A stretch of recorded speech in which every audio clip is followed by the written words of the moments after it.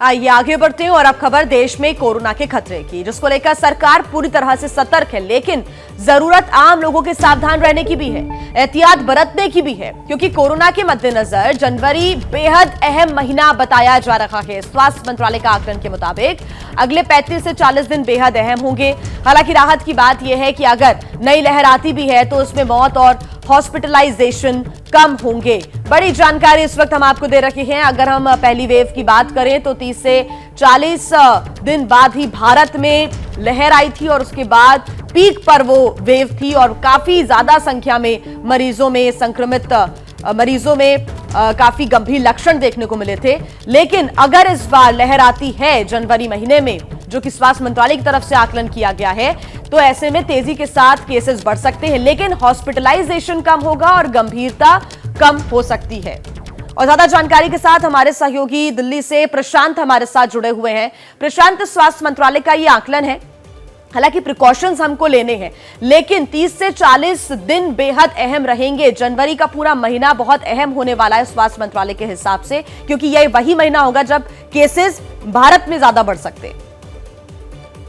जी बिल्कुल, देखिए जी, स्वास्थ्य मंत्रालय का जो अनुमान है और उनके सूत्रों से जो हमारी बात हुई है, उसमें देशवासियों के लिए एक अच्छी खबर भी है, एक बुरी खबर भी है। बुरी खबर यह है कि स्वास्थ्य मंत्रालय का यह आकलन है कि जो वायरस की जो नया वेरिएंट आया है, उससे जो वेव आना है वो आना अवश्यंभावी है, वो लगभग तय है, वो आएगा ही।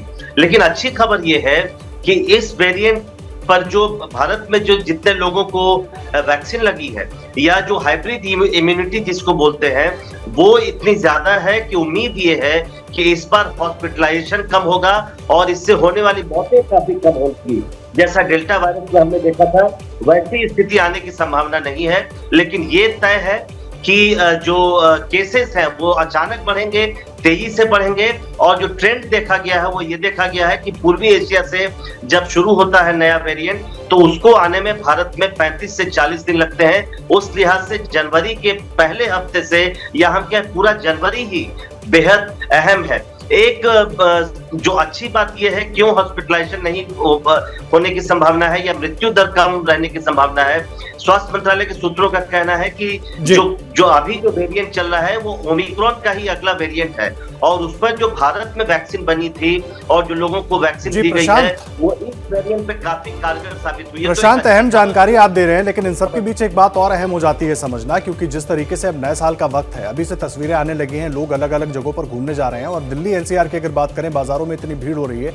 जब तक कोई ठोस एडवाइजरी जारी नहीं की जाएगी, तब तक एक बार फिर से जो प्रोटोकॉल्स हैं उनका पालन शायद करवाना बहुत मुश्किल होगा लोगों से।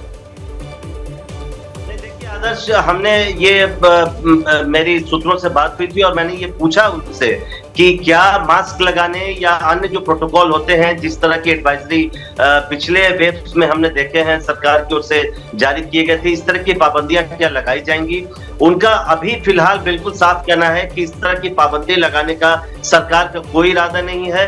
उनका ये दावा है कि सरकार इस पर अपनी तैयारी पर बैंक कर रही है, और इसलिए आपने देखा कि मॉक ड्रिल किए गए 20,000 अस्पतालों में। तो फिलहाल कोई लगे कि इसकी संभावना बिल्कुल नहीं है। लोगों को अलर्ट जरूर रहना पड़ेगा, ये बिल्कुल तय बात।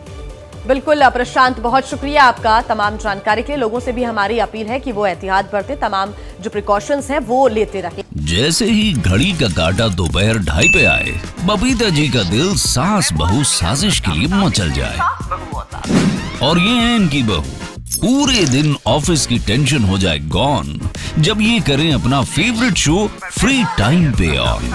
इनकी तरह आप भी देखें अपना फेवरेट शो अपने टाइम पर, और डाउनलोड कीजिए एबीपी लाइव ऐप अपने स्मार्ट टीवी पर।